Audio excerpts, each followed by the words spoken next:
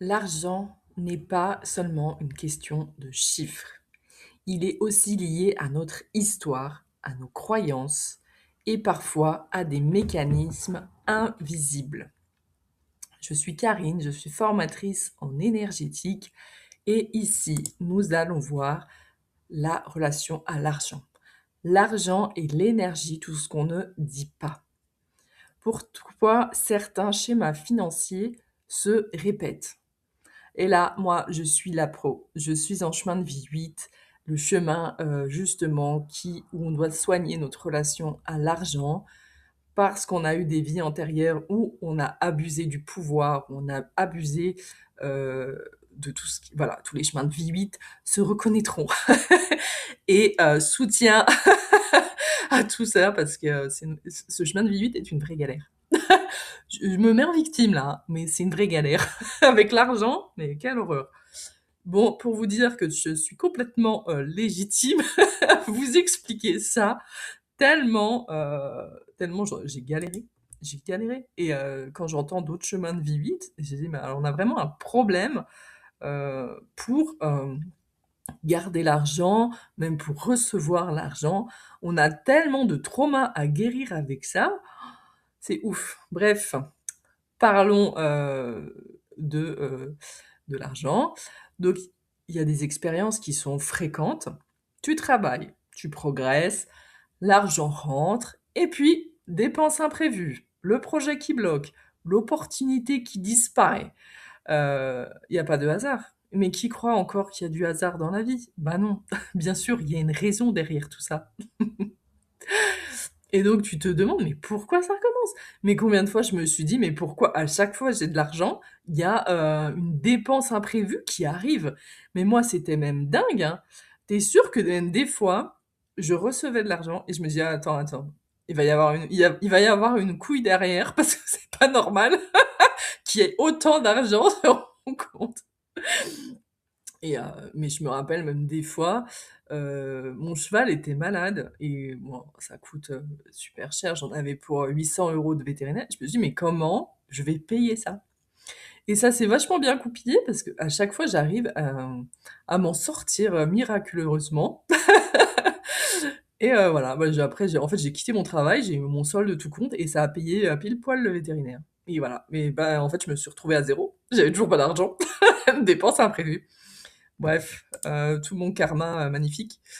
Donc l'argent, c'est pas seulement matériel, c'est pas juste des sous. En fait, il y a beaucoup plus de notions derrière, parce qu'en fait, l'argent, c'est une énergie. C'est une énergie comme l'amour, et en fait, ça s'attire d'une certaine façon. C'est bloqué par certains schémas, mécanismes, blessures, tout comme l'amour. C'est pareil.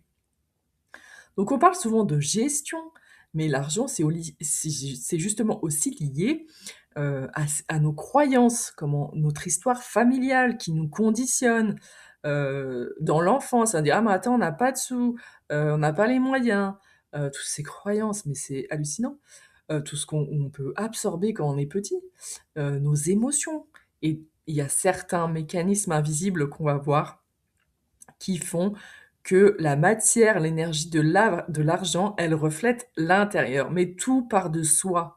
Tout part de soi. Ce que vous avez à l'extérieur, c'est des choses que vous avez à l'intérieur. Il n'y a pas d'argent, il y a un problème à l'intérieur. Toujours revenir à soi et ne pas me victimiser. Alors moi, combien de fois j'ai engueulé mes guides en disant «Ah, j'ai jamais d'argent, c'est pas possible, je mérite mieux que ça». Mais non, en fait, mes guides ont dû péter un câble, en me disant, mais putain, mais c'est quand qu'elle va se rendre compte que c'est elle le problème? Je pense que mes guides sont en burn-out. Donc, il y a les loyautés familiales. Donc, dans certaines familles, il y a des loyautés inconscientes, hein, qu'on voit pas, qu'on absorbe, mais qu'on voit pas et qu'on répète.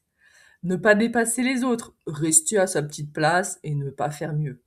Ne pas gagner plus que ses parents, rester à sa place. Si vous avez des parents qui sont malheureux, qui sont restés toute leur vie dans le même métier, bah pourquoi nous, on aurait le droit de faire mieux? C'est des loyautés familiales. J'en ai vu une, moi, il y a récemment, en fait. Et je me suis dit, mais en fait, je me rendais pas compte que je culpabilisais de faire mieux que mes parents. Donc en fait, je me freinais, c'est de l'auto-sabotage, hein. Je me freinais pour me dire: «Mais en fait non, je dois rester comme, ma mes parents parce que sinon, bah, je sais pas, je vais sortir du lot», je sais pas. Il y a tous des mécanismes qui peuvent justement limiter votre abondance. Les vœux karmiques. Donc les vœux karmiques, on en parle dans ma formation nettoyage énergétique. On en parle même beaucoup et on apprend justement à s'en libérer très facilement. Méthode simple, toujours, moi, Karine. Donc dans certains cas, c'est ce qu'on appelle un vœu karmique qui peut être encore actif. Vœu de pauvreté, je l'avais. Vœu de renoncement et le vœu de sacrifice, je l'avais aussi. Non mais moi, karma lourd, je vous jure, il n'y a pas une seule chose que j'ai pas vécue, dans l'invisible en tout cas. Et en fait, ces engagements-là, qui sont inconscients, qui ont été faits dans des vies antérieures, ils continuent à vous influencer aujourd'hui dans le présent et influencer la matière. C'est fascinant en fait. C'est chiant, mais c'est fascinant. La relation émotionnelle à l'argent, mais c'est là qu'on se rend compte que c'est pas juste de l'argent, hein. Il y a vraiment une relation émotionnelle. Essayez de vous analyser quand vous recevez de l'argent, quand vous payez. Il y a toujours une petite voix, je trouve, à l'intérieur qui vous dit: «Oh là là, je vais manquer» ou je sais pas, il y a toujours des petites voix là, je sais pas combien de personnes on est à l'intérieur de moi, mais c'est fou, hein, des fois quand je paye, je dis: «Oh là là, est-ce que je suis à découvert? Oh là, est-ce que j'ai assez? Est-ce que je m'autorise vraiment à me faire plaisir aujourd'hui?» Voilà, donc là, ça active souvent des émotions. La peur de manquer, la culpabilité de réussir, mais franchement, mais en fait, on est quand même beaucoup de personnes à culpabiliser de réussir. C'est quand même dingue, on est voué à l'échec et ça, c'est tout des croyances à déconstruire. La peur d'être jugé parce qu'on a beaucoup d'argent. Bah oui, aujourd'hui, les gens, l'argent, c'est quand même quelque chose de sociétal, hein. On regarde même maintenant sur les réseaux sociaux, on voit tous les gens qui sont à Dubaï, là, et tout, et qui ont plein d'argent et tout. Mais on juge beaucoup. Et la peur de porter plus de responsabilités. Alors ça, je l'ai eu aussi. Peur de gagner de l'argent et d'avoir plus de responsabilités en mode: «Non, non, mais moi je veux rester tranquille, pas trop de responsabilités, donc pas trop d'argent». Donc voilà, hop, énergie coupée. Donc ces émotions, elles peuvent vraiment créer un blocage dans cette énergie, d'argent. Donc l'argent comme un révélateur. L'argent, bien sûr, ne crée pas toujours le problème. Il révèle ce qui est déjà là, les croyances, les peurs, les loyautés, les mécanismes inconscients. Je vous dis, c'est comme l'amour, c'est un miroir de ce que vous êtes. Vous avez pas d'argent, il y a un problème. Vous avez de l'argent, il peut y aussi avoir un problème. Non, bien sûr. C'est pas parce que vous avez, comment dire? Que vous avez pas d'argent qu'il y a forcément un problème. Peut-être qu'il faut aussi juste travailler, hein. Non, mais c'est vrai, des fois, il faut revenir un peu dans le discernement.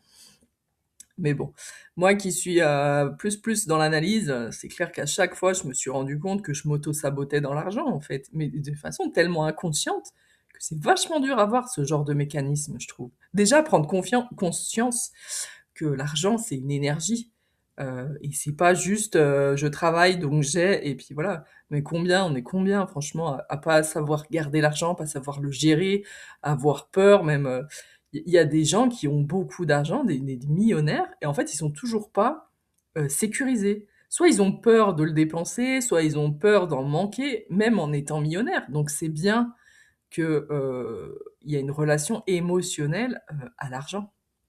Et donc comprendre ces dynamiques-là va changer votre relation à l'abondance pour avoir du fric, pour pouvoir le garder et pour pouvoir le dépenser et se faire plaisir sans avoir peur. Alors reprogrammez votre relation à l'argent, posez-vous des questions de pourquoi j'en ai pas, pourquoi j'ai toujours un imprévu qui arrive, qu'est-ce qui se cache derrière ça. Donc on a vu que l'argent n'est pas seulement une question de travail ou une question de mauvaise gestion. C'est une relation à l'intérieur. Et vous allez voir qu'avec moi, tout est une relation avec l'intérieur. La vie vous permet justement d'être un miroir de ce que vous avez à guérir. Ça, c'est beau, hein, c'est beau ce que je dis. Et parfois, justement, de mettre de la confiance sur cette relation va changer complètement la dynamique dans la matière et dans votre vie. N'hésitez pas à me retrouver, pour approfondir tous ces sujets, notamment sur mes posts Instagram, mais aussi sur mon site internet, www.emonecarine, où se trouvent mes formations en pendule et ma formation en nettoyage énergique qui va vous permettre de vous libérer de ces vilains vœux de pauvreté, qui vous empêchent d'accéder à l'abondance. Toutes les infos sont en description et je vous remercie de m'avoir écouté. J'espère que ça vous a plu et je vous dis à bientôt.